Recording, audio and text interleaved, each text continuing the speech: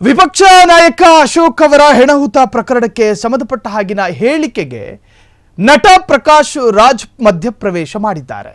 ಅಶೋಕ್ ನೀನು ದಲ್ಲಾಳಿನ ಅಥವಾ ಜನಪ್ರತಿನಿಧಿನ?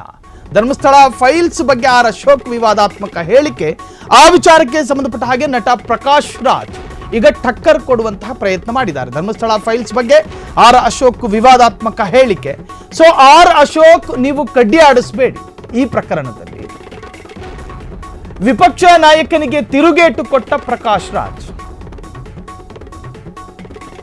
ನೀವು ಜನಪ್ರತಿನಿಧಿಗಳ ಅಥವಾ ದಲ್ಲಾಳಿಗಳ ಏಜೆಂಟ್ ಅಂತ ಪ್ರಶ್ನೆ ಮಾಡಿದ್ದಾರೆ. ಧರ್ಮಸ್ಥಳ ಪ್ರಕರಣ ಅನ್ನೋದು ಅತಿ ಸೂಕ್ಷ್ಮ ಪ್ರಕರಣ. ಆತುರಕ್ಕೆ ಬಿದ್ದು ಏನೇನೋ ಓದಿರೋದಲ್ಲ. ಆತುರಕ್ಕೆ ಬಿದ್ದು ಒಂದು ಪ್ರಕರಣದ ದಿಕ್ಕನ್ನ ಬದಲಿಸುವಂತಹ ತಂತ್ರ ಬೇಡ. ಸಮಾಜದಲ್ಲಿ ಶಾಂತಿ ಕದಡುವ ಹೇಳಿಕೆಗಳನ್ನು ಕೊಡಬಾರದು. ಅಶೋಕ್ ಆರೋಪಕ್ಕೆ ಪ್ರಕಾಶ್ ರಾಜ್ ತಿರುಗೇಟು.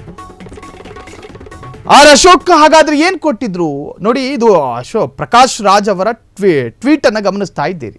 ಹಾಗಾದ್ರೆ ಅಶೋಕ್ ಏನಂತ ಹೇಳಿದ್ರು?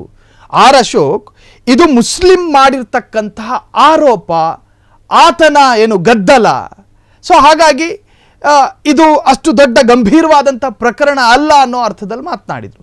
ಹಾಗಾದ್ರೆ ಮುಸ್ಲಿಂ ಅಂತ ಯಾರನ್ನ ಉಲ್ಲೇಖ ಮಾಡಿದ್ದು ಅಂದ್ರೆ, ಆರಂಭದಲ್ಲಿ ಈ ಪ್ರಕರಣವನ್ನ AI ಬಳಸಿಕೊಂಡು ಒಂದಷ್ಟು ವಿಚಾರಗಳನ್ನು ಅಳವಡಿಸಿ ಒಂದು ವೈರಲ್ ಆದಂತಹ ವಿಡಿಯೋ, MD ಸಮೀರ್ ಎನ್ನುವಂತಹ ಯೂಟ್ಯೂಬರ್ ಮಾಡಿದ್ದಂಥ ಆ ಒಂದು ವಿಡಿಯೋಗೆ ಸಂಬಂಧಪಟ್ಟ ಹಾಗೆ ಅಶೋಕ್ ಈ ತರಹದೊಂದು ಹೇಳಿಕೆ ಕೊಟ್ಟರು ಎನ್ನಲಾಗ್ತಾ ಇದೆ.